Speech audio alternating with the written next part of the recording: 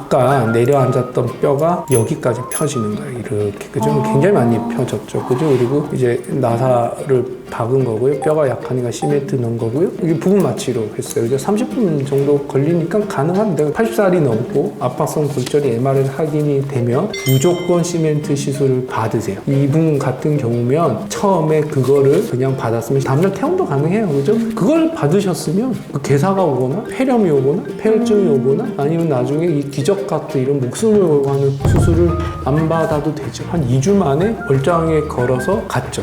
울진에서 집을 떠나서 대구의 Y대학에서 한 3개월 정도 입원을 하고 평생 못 걸을 거다. 돌아가실 거다고 얘기했는데 저희 병원에 와서 3주 기간 동안 굉장히 멀쩡하게 걸어갔죠. 가능한 작은 수술이 좋아요. 절개하지 않는 내시경 수술, 채소 절개 수술. 그 다음에 안 되면 유압술이고 유압술도 한 마디 또는 뭐 2마디 정도 가능한 짧게 하는 게 좋을 것 같아요. 이거는 뭐 저의 철학이고요. 이번 MRI 사진은 저희 병원에서 유추 나사 고정술을 하기 전 환자분 MRI 사진입니다. 이 MRI를 보시고 어떤 문제가 있었고 이런 문제가 있으면 어떤 증상이 나타나고 어떤 수술을 받게 되는지 설명 부탁드립니다. 이분은 유추 나사 고정술을 받으신 장선웅님 마을 이장 출신이십니다. 마을 이장님이시고요. 울진군 금강송면이라고 돼 있죠. 개인정보인데 다 동의를 하셔서 제가 울진에 계신 분이 왜 저한테까지 왔는지 굉장히 좀 궁금했고요. 멀리서 오셨기 때문에 무조건 최선을 다해서 치료를 해드릴 거라고 얘기를 하셨습니다. 아마 대구에 있는 Y대학교 병원에서 그 내과랑 중환자실에서 아마 계셨을 거예요. 거기서는 평생 누워 지내셔야 되고 그걸로 인한 폐렴과 폐혈증으로 아마 사망할 것 같다고 얘기를 들었죠. 근데 뭐 기적같이 폐렴과 폐혈증을 일단 극복을 하셨고요. 그 다음부터 이리 죽나 저리 죽나 똑같으니 내가 이렇게 할 순 없다 이렇게 하셔서 이 보니까 이제 막내 따님이 맞아요. 남양주에 사세요. 저한테 와서 우리 어머니 한번 모셔가지고 이리 되나 저리 되나 한번 해봅시다 이렇게 온 거죠. 그죠? 이 중요한 거는 늘 말하지만 패밀리 서포트 가족의 이런 지지와 사랑은 기적을 만들어냅니다. 그죠? 원래 이렇게 엄마하고 딸하고 이게 간병하면 한 3번 싸우거든? 안 싸웠어. 딱 한 번 싸웠지? 안 싸웠다. 안 싸웠나? 그거 안 싸우고 지금부터 싸울 거야. 내가 나를 꼭 죽을 때까지 갚을게. 우리 그때 봤겠지만 딱 30분 걸렸어요. 이렇게 좋아지신 거는 이 가족의 이 사랑의 힘입니다. 명이라서 그래. 나의 명이지.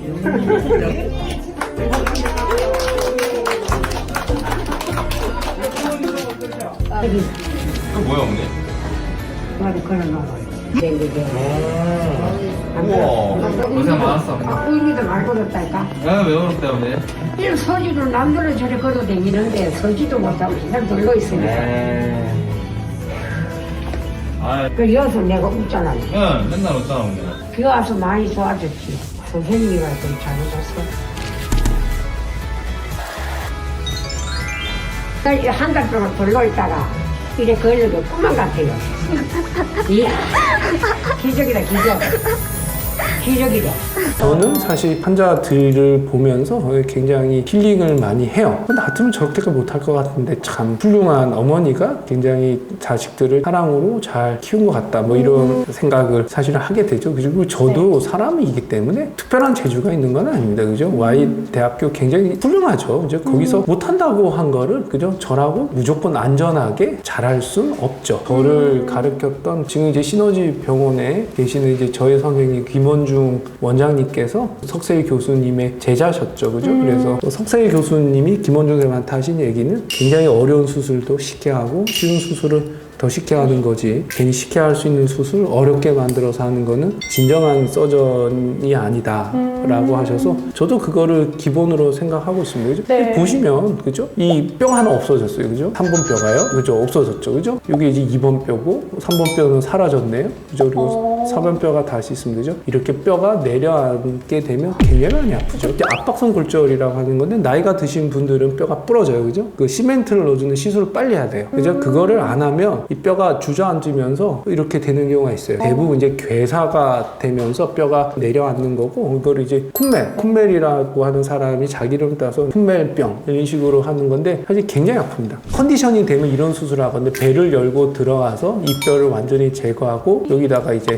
인공뼈를 이렇게 네. 박아요. 그리고 다시 뒤를 절개해서 나사를 이렇게 박거든요. 그러면 한 10시간 정도의 수술이 걸리고 대부분 수술하고 사망합니다. 이거를 어떻게 할까 고민을 하다가 논문도 많이 찾아보고 그래서 나사를 이렇게 쫙 뒤에서 박아서 뼈를 이렇게 쭉 펴주면 펴져요. 그런 수 30분밖에 걸리지 않거든요. 이 환자분은 여전히 폐 상태가 좋지 않고 그 긴 수술을 견디지 못한다. 그죠? 그 큰 수술을 하고 환자가 잘못되거나 그렇게 되면 의미가 없어요. 제가 환자들한테 수술을 하는 거는 저는 수술을 꼭 해야 되는 경우나 아니면 결과가 좋을 것 같은 경우만 한다고 말씀을 드리거든요. 물론 이제 저의 예상대로 가지 않을 수도 있죠. 결과가 좋을 것 같고 저 나름대로 최선을 다했는데 생각보다 결과가 안 좋을 수는 있죠. 그렇지만 대부분 맞아요. 여기 보면 T2에서 뼈는 이렇게 하얗게 보이거든요. 네. 근데 이제 골절된 뼈나 붙지 않은 뼈는 까맣게 보여요. 그죠? 그래서 까맣게 변해 있고 내려앉아 있죠. 여기는 이제 협착증이 있어요. 4번, 5번은. 제가 이거 말씀드렸지만 수술은 굉장히 빨리 끝내야 돼요. 그거를 이제 길게 하면 안 되죠. 폐 상태가 좋지 않기 때문에 전신 마취를 걸고 하는 거는 조금 좋지 않아요. 수술을 30분 안에 끝내자. 두 번째는 대부분 믿어주지 않는데요. 사실 이것 때문에 옛날 싱가포르에서 구경도 오고 했는데 전신 마취를 걸지 않고 하는 거예요. 전신 마취를 안 걸고 이런 수술을 하는 사람은 저 말고는 없죠. 그래서 부분 마취, 경막의 마취를 걸고 하는 거예요. 그리고 원래는 이제 나사 굉장히 길게 박아야 돼요. 원래 위에 2개, 아래 2개 이런 식으로 박아야 되는데 그러면 수술도 길어지고 피도 많이 나기 때문에 짧게 하자. 이렇게 해서 일단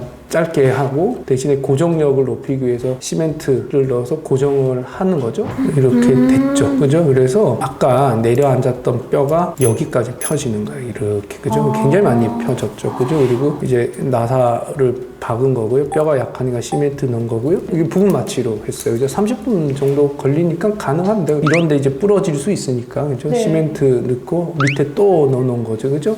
그리고 한 일주일 정도 지났을 거예요. 그죠? 일단 통증은 없어졌는데 일주일 정도 지나서 아프세요? 그랬더니 안 아프대요. 어머니 한번 서볼까요? 그랬더니 자기 설 수 있을 것 같아. 그래서 섰어요. 3개월 동안 누워 계셨는데 기적이 일어난 거죠. 그죠? 시멘트라고 말씀하셨는데 그게 저희가 생각하는 그 시멘트 아니 그렇지 않죠. 공인 시멘트라고요. PMMA라고 플라스틱 비슷한 건데 사람의 인체에 쓸 수 있는 그런 시멘트가 있어요. 그냥 필러 기능을 하는 거고요. 뼈에 집어넣어서 이제 뼈의 강도를 높이는 거고 인체에 전혀 무해한 걸로 되어 있습니다. 엑스레이 상으로는 원래 이제 색깔이 없어요. 그렇지만 시멘트 들어가는 거를 봐야 되기 때문에 색깔이 하얗게 보이고요. 우리가 사실 이제 압박성 골절 굉장히 흔하죠. 80세 이상인 분이 골다공증 때 압박성 골절이 땡기면 바로 시술을 해야 되는 게 이게 시멘트를 이런 식으로 주사로 집어넣게 되면 통증이 바로 없어지게 되죠. 다시 한번 말씀드리지만 80살이 넘고 압박성 골절이 MRI 확인이 되면 무조건 시멘트 시술을 받으세요. 이분 같은 경우면 처음에 그거를 그냥 받았으면 다음날 퇴원도 가능해요. 그죠?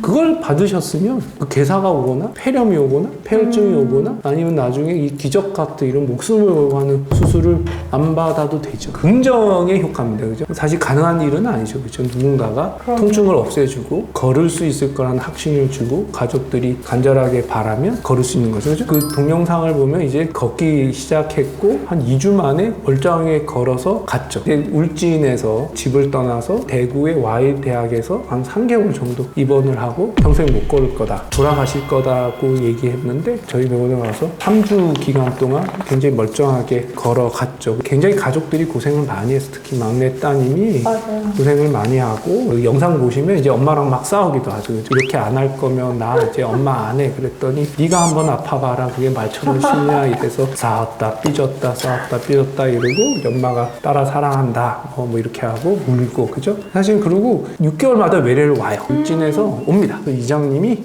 걸어서 오죠. 그죠? MRI하고 이 사례들을 사실은 뭐 보여드리는 거는 지난번에도 제가 그런 얘기를 했을 거예요. 그죠? 아파서 죽은 사람이 없어서 절대 슬퍼하지 말라는 거고요. 그런 분이 계시면 이렇게 나이 많고 힘들고 이런 극한의 상황에서도 가족의 사랑과 긍정의 힘으로 병을 극복을 하고 백두산도 올라가고 이렇게 소령님은 다시 허리를 피면서 굉장히 행복하게 삽니다. 그죠? 허리 통증으로 오늘 당장 힘들고 죽을 만큼 괴롭겠지만 항상 긍정적인 생각을 가지고 허리가 아파서 죽은 사람은 없기 때문에 잘 치료받으시면 이런 분들처럼 이렇게 다시 행복한 삶을 살 수 있을 거라고 생각합니다. 원장님, 근데 MRI 사진을 보다 보니까 궁금한 게 있는데요. 보통 대학병원 MRI 기계를 보면 기계 옆에 3.0T라고 적혀 있더라고요. 근데 이 수치가 구체적으로 환자의 병을 찾아내는데 어떤 영향이 있는지 궁금한데 한번 알려주실 수 있으실까요? T는 그 테슬라의 약자죠, 그죠?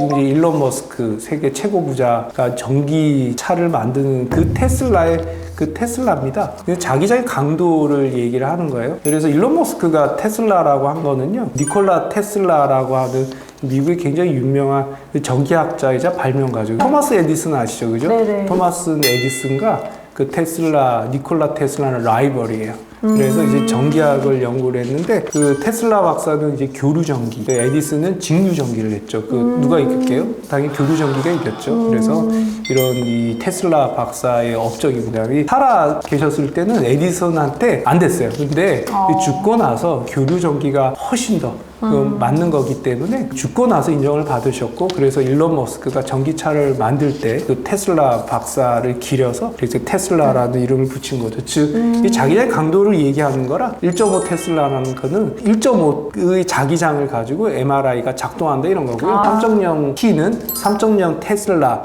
자기장 가지고 MRI 찍는 거죠. 자기장의 강도가 높으면 훨씬 더 선명한 이미지를 얻을 수가 있죠. 옛날에는 뭐 0.5 테슬라 이런 거였고요. 대학병원 다 1.5 테슬라에서 한 15년 전부터 대부분 3.0 테슬라 이런 식으로 간 것 같죠. 그래서 저희 병원은 3.0 테슬라도 있고 1.5 테슬라도 있는데, 진짜 쉽게 생각해서 머리나 신경은 3.0 테슬라가 훨씬 더 잘 봅니다. 그 관절 같은 경우에는요, 근육, 인대, 디스크 이런 거잖아요. 네. 이런 경우에 진짜 3.0 테슬라가 더 좋으냐? 그건 좀 개인차가 있는 것 같아요. 그죠? 아까 척추 안의 신경 또는 머리를 보는 건 3.0 테슬라가 당연히 좋죠. 그렇지만 인대는 저는 개인적으로 3.0 테슬라보다 1.5 테슬라가 저한테 더 익숙하긴 해요. 그냥 쉽게 얘기하면 그 3.0 테슬라가 자기장 강도가 훨씬 더 세고 훨씬 더 선명한 이미지를 얻을 수 있다. 그리고 MRI 기계 가격 차는 3배 정도 납니다. 또 1.5 테슬라가 한 7억에서 8억 정도면요, 3.0 테슬라는 20억에서 30억 정도 한다고 보면 될 것 같아요. 네. 그럼 오늘 낭만닥터 최사부님과 함께 MRI를 통해 척추 상태를 진단하는 방법에 대해 알아봤는데요. 최사부님께서 척추 관련 질환으로 고생하시는 환자분들을 위해 한 말씀 부탁드립니다. 허리가 아파서 죽은 사람은 없다. 뭐 그런 거니까 꼭 와서 MRI를 찍어서 설명을 잘 듣고 좋은 의사 선생님을 만나서 좋은 자세 잘 유지하고요. 치료 원칙은 명확한 것 같아요. 그죠? 가능한 수술보다는 시술을 먼저 하는 게 좋고, 수술을 받게 되더라도 이 수술이 꼭 필요하냐, 결과가 좋을 거냐를 반드시 생각을 해보시고, 수술을 하게 될 때는 가능한 작은 수술이 좋아요. 절개하지 않는 내시경 수술, 채소 절개 수술, 그 다음에 안 되면 유압술이고, 유압술도 1마디 또는 뭐 2마디 정도 가능한 짧게 하는 게 좋을 것 같아요. 이거는 뭐 저의 철학이고요. 그런 철학을 잘 지켜서 거의 10년 동안 가장 많은 환자를 보지 않았나 싶은 생각이 듭니다. 네, 알겠습니다. 오늘 그럼 최사부님께 감사드리며 저희는 다음 시간에 건강하고 유익한 척추 정보로 찾아뵙겠습니다. 감사합니다.